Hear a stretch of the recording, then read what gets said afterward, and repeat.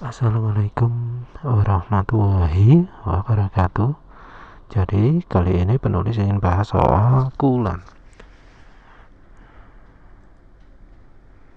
Nah, kali ini sumber utamanya adalah dari Penrite. Penrite ini punya penjelasan kulan yang cukup baik menurut penulis. Dari sini jelas bahwa ini kulan itu diterjemahkan sebagai pendingin. Ini bahasanya Inggris, terus penulis terjemahkan pakai Google ya ini ya. Fungsinya jelas mendinginkan mesin, terus ada menghambat karat, mengurangi korosi, mengurangi kerak. Ini disebut inhibitor atau pencegahnya. Beberapa pendingin mempunyai faktor anti beku dan anti pendidih yang bisa menaikkan titik didih dan menaikkan titik didih dan menurunkan titik beku air. Ini dasarnya. Ini fungsinya ya, menjadi cairan pertukaran panas yang efektif, melindungi karat, korosi, kavitasi itu mungkin terbentuknya gelembung di sistem radiasi, mencegah pembekuan atau mencegah panas berlebih pada bagian komponen mesin, kompatibel dengan plastik dan karet, stabil secara kimiawi, maksudnya campurannya nggak ada yang terurai, bisa dicampur dengan air, mencegah pengendapan. Lalu yang berikutnya ini adalah perbedaan kulan. Ada tipe A, ada tipe B. Tipe A ini mempunyai cairan anti beku dan anti didih yang biasanya berupa glikol. Yang tipe B itu hanya ada anti karat, anti korosi, anti kavitasi, tidak mengandung yang anti freeze atau anti boilnya. Nah, pendingin tipe A ini mengandung etilen glikol atau propilen glikol yang berfungsi untuk menaikkan titik didih air atau menurunkan titik beku. Dan ada inhibitor juga, ada juga airnya juga. Inhibitor ya yang dimaksud sebelumnya itu. Dosis kandungan glikol tergantung pada aplikasi. Terus yang tipe B ini air tapi yang ditambahi dengan inhibitor. Inhibitornya adalah pencegah karat dan korosi. Nah, ini penjelasan soal konsentrat.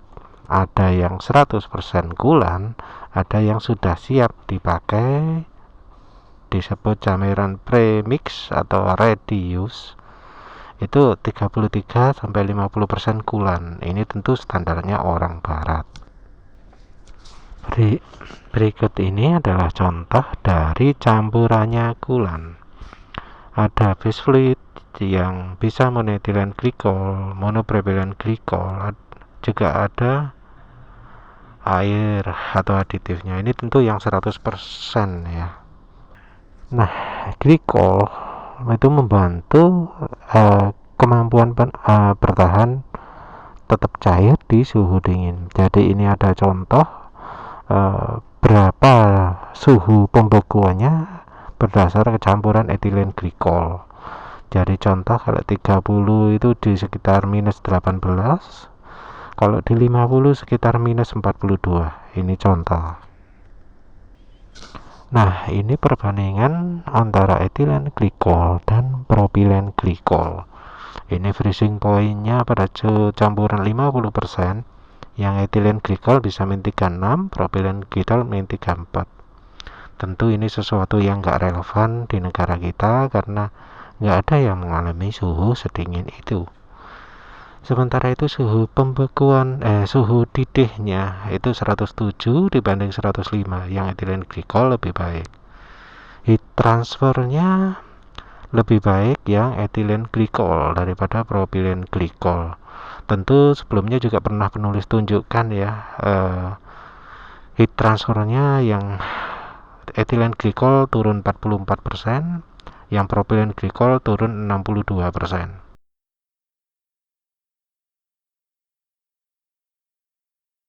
Itu bedanya. Terus dari sisi kekentalan, yang etilen glikol itu lebih encer daripada propilen glikol. Artinya, ya itu beban mesin kalau pakai etilen glikol lebih ringan untuk kulannya. Produknya tidak mudah terbakar di suhu rendah. Ini biodegradasinya hitungan hari itu kalau campur air. Cuma ada toxicity-nya. Yang etilen glikol sangat beracun, tidak untuk dimakan. Yang propilen glikol sangat rendah. Nah, etilen glikol ini biasanya dicampur bahan biar pahit, sehingga kalau pahit nggak keminum. Jadi kalau diminum langsung muntah gitu ya, itu dikasih pahit-pahitan. Nah, ini aditif-aditif yang dipakai di kulan. Ada yang organic acid, ini yang tipe OAT, atau yang non organik.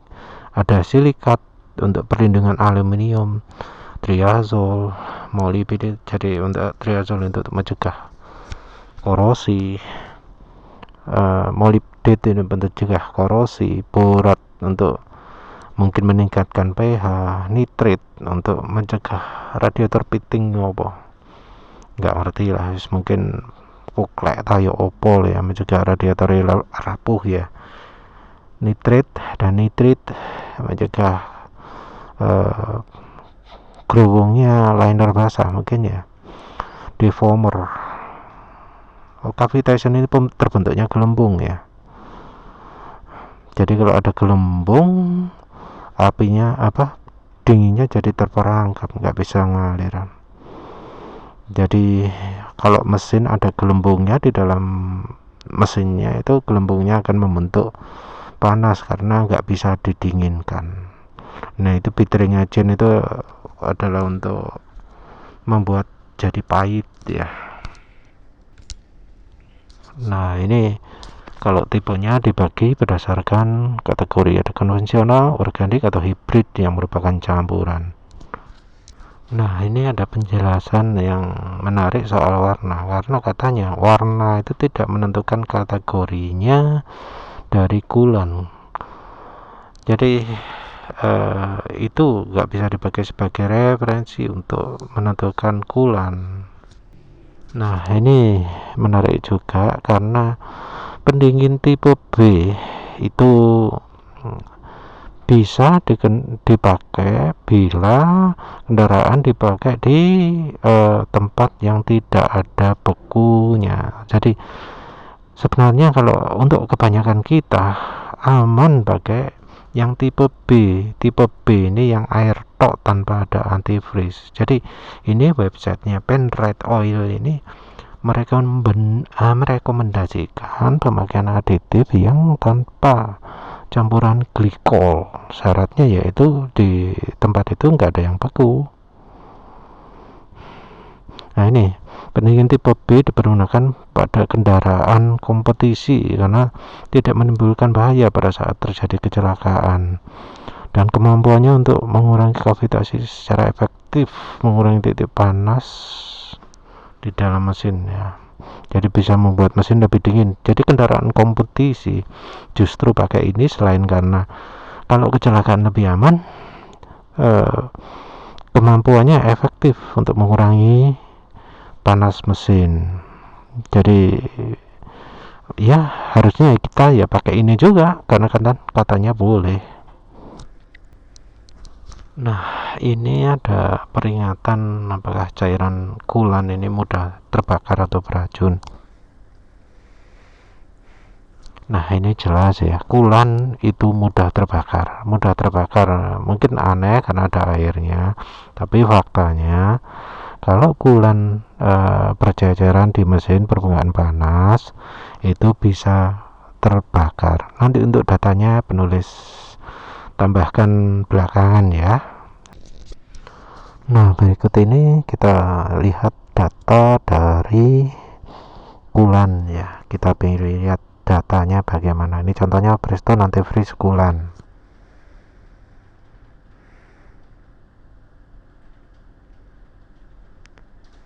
Dari bahan ini ada ethylene glycol 75% sampai 95%.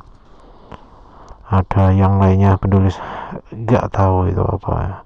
2EH ya, 2 etil heksanoid acid yang katanya itu membuat plastik empuk, ternyata ada di Preston.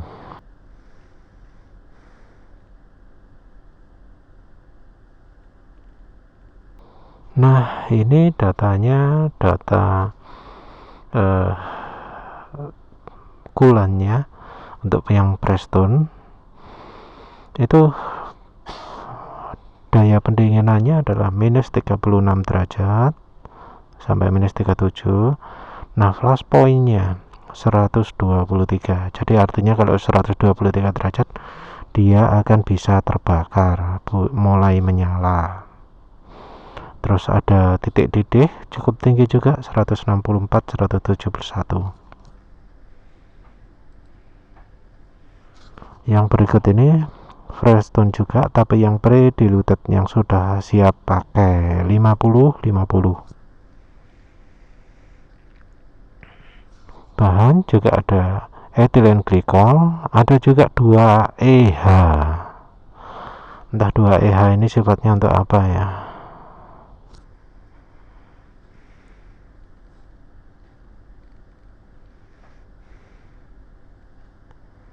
Nah, ini sifatnya yang flash point-nya nggak jelas, tapi freezing point-nya minus 34, titik didihnya 109 ya, 50% titik didihnya 109, tapi melting point-nya jauh, minus 36.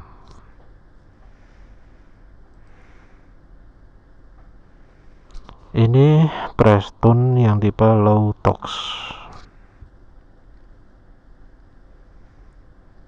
Nah, kalau yang low tox tipenya dia pakai propylene glycol. Ini yang mungkin yang 100% ya.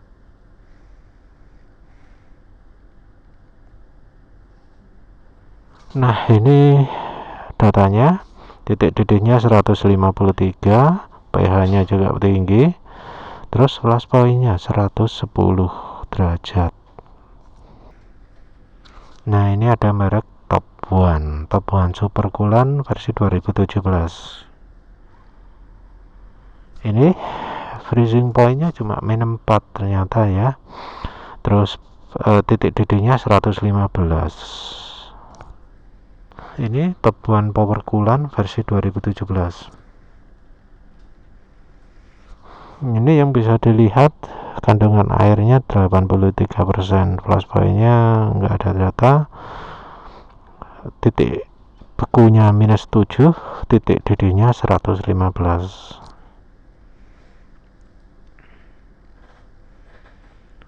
Nah, ini versi Pertamina Kulan revisi 2010. Bahannya ethylene glycol ya. Nah, ini ada flash point-nya 122 derajat. Jadi mulai terbakar di suhu 122 derajat. Nah, ini ada titik didihnya 165, titik bekunya minus 36 derajat. Ini kandungan air persen 4,2. Ini konsentrat mungkin ya. Konsentratnya ini merek STP. Nah, ini 50-50 kayaknya, ethylene glycol antara 45 sampai 55. Ada sodiumnya.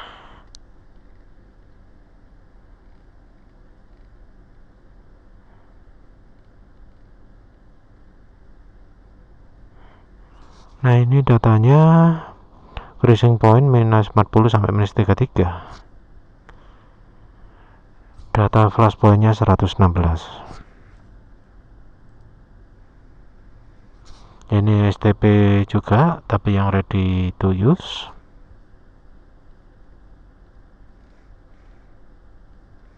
Bahan etilen glikol antara 45 sampai 95%, pakai 2 EH ya.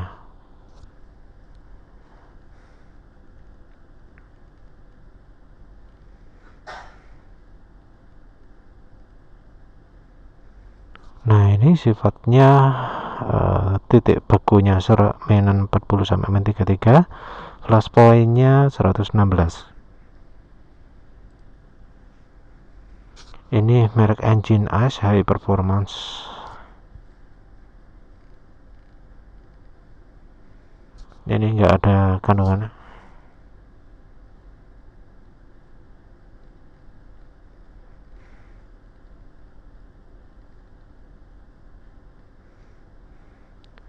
Nah, ini sifatnya freezing point-nya minus 50 sampai minus 31. Titik didihnya antara 105 sampai 106 ya. Flash point enggak. Ini merek Ipone ya.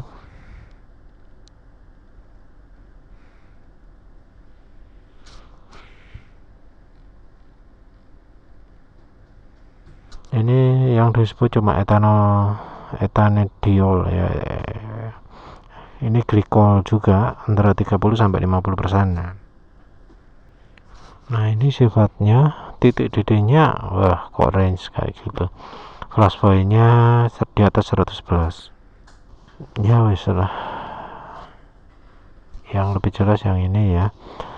Ini artinya ya, kalau misalnya kulan itu kena bagian mesin yang panas, emang ada resiko terbakar bila ada sumber api di dekatnya.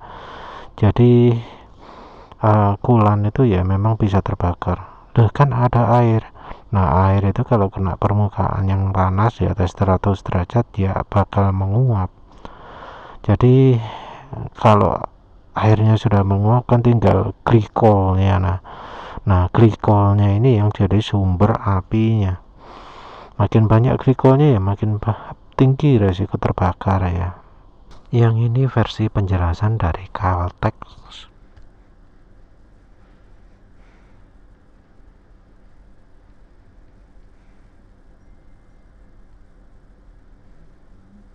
Jadi ini ada penjelasan bahwa aditif yang inorganik itu bisa habis. Jadi kadang butuh aditif tambahan yang disebut SCA. Tapi sepertinya di sini nggak ada tradisi itu. Jadi kalau pakai teknologi lama itu dia harus diganti. Nah, ini sekarang ada teknologi baru lagi. OAT biasanya silika free, line free ya segitu ya, pokoknya bebas silika, bebas fosfor, bebas apa lagi satu lagi itu. Nah, itu punya efek lebih awet. Nah, ini OAT dia akan membentuk lapisan tertentu pada logam. Jadi dia lebih awet karena nggak menggunakan yang model inorganik. Nah, yang ini ada lagi nitrit HOAT. Ini yang ada OAT yang ada nitritnya. Nitritnya akan cepat habis. Nah, ini makanya disebut hibrid karena nitritnya untuk kendaraan yang kerja berat. Jadi sepertinya yang ada nitritnya, ada fosfatnya itu kerjanya lebih baik ya. Tapi ini tentu kalau yang model glikolan, kalau yang model tipe B yang tadi itu mestinya nggak perlu gini. Jadi ada nitrit OAT, ada fosfat OAT, ada silikat OAT.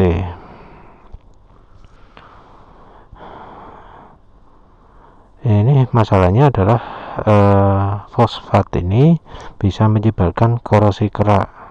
Ini katanya tidak digunakan di Eropa, Amerika Utara atau Timur Tengah karena air ini akan bereaksi terhadap fosfatnya, dan ini ada silikat. Silikat ini tidak dipakai di Asia atau terutama Jepang karena seal pompa air dan heat transfer yang buruk.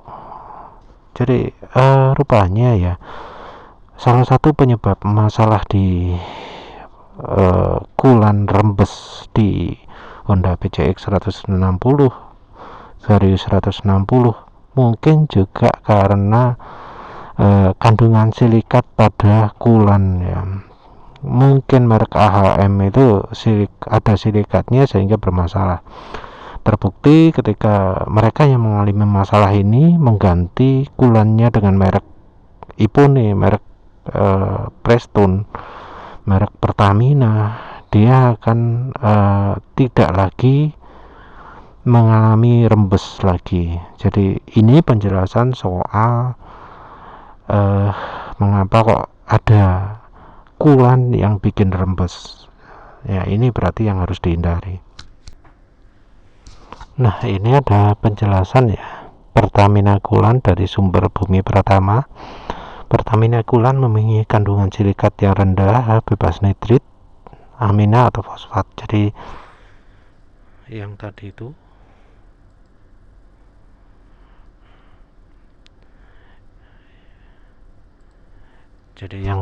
tadi itu tanpa nitrit, tanpa amina, tanpa fosfat, tapi ada silikat rendah itu ya. Nah, ini air alami, dia punya kemampuan pendinginan yang baik, tapi masalahnya ada titik beku di 0 derajat, mendidih di 100 derajat, terus ada bisa mengalami korosi. Ini bahasan tadi ethylene glycol.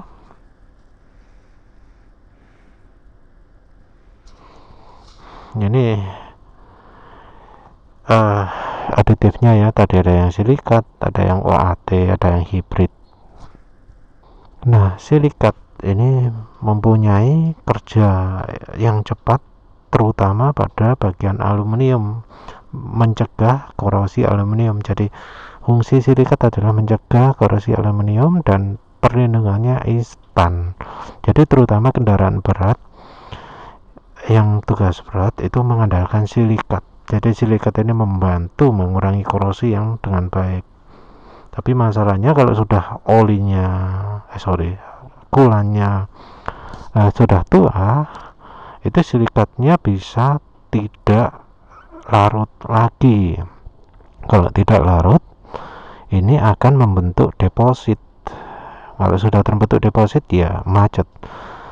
Jadi kayaknya silikat ini jadi salah satu penyebab mengapa kok mobil yang biasanya pakai air tok begitu dikasih kulan jadi macet. Mungkin karena silikat ini yang menyebabkan masalah ini.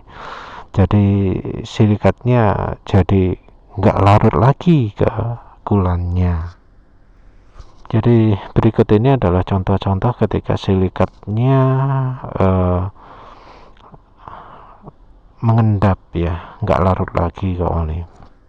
Jadi silikat juga bersifat abrasif dan disalahkan terhadap seal pompa ya. Jadi rusaknya seal pompa. OAT itu biasanya tanpa silikat, jadi biasanya lebih awet.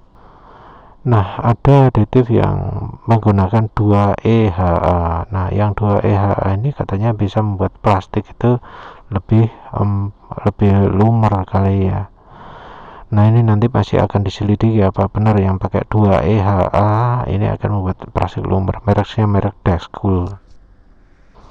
Jadi ini OAT ini bisa menyebabkan masalah kalau isinya nggak benar atau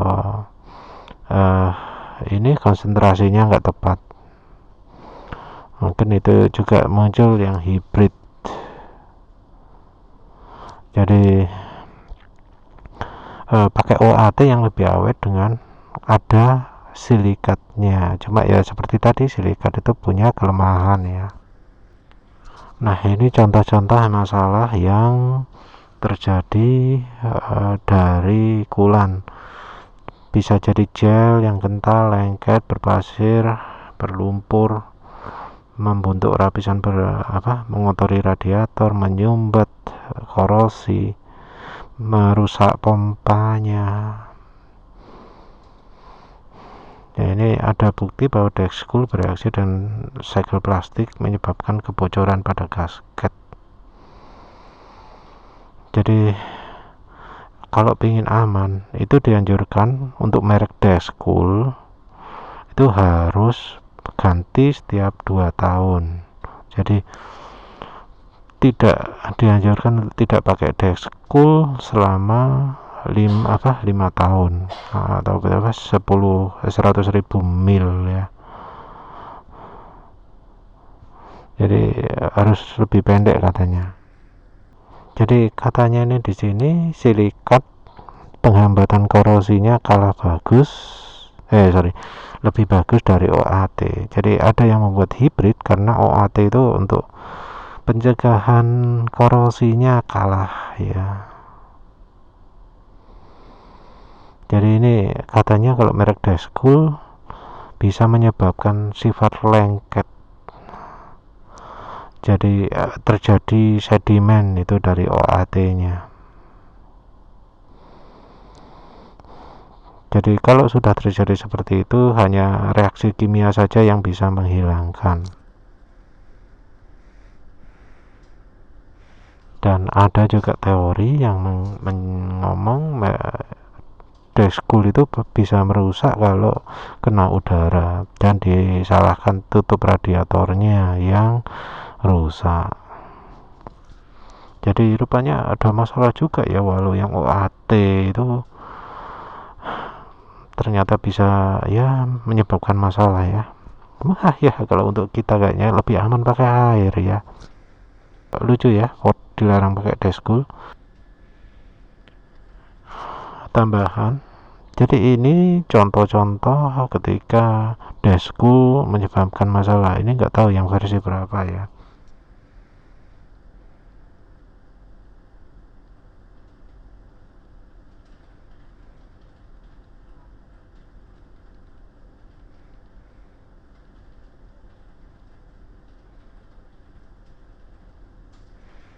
Jadi ini efek-efeknya ya, tapi entah ini formula yang mana ya. Ya wis gitu aja, terima kasih udah menonton. Assalamualaikum warahmatullahi wabarakatuh.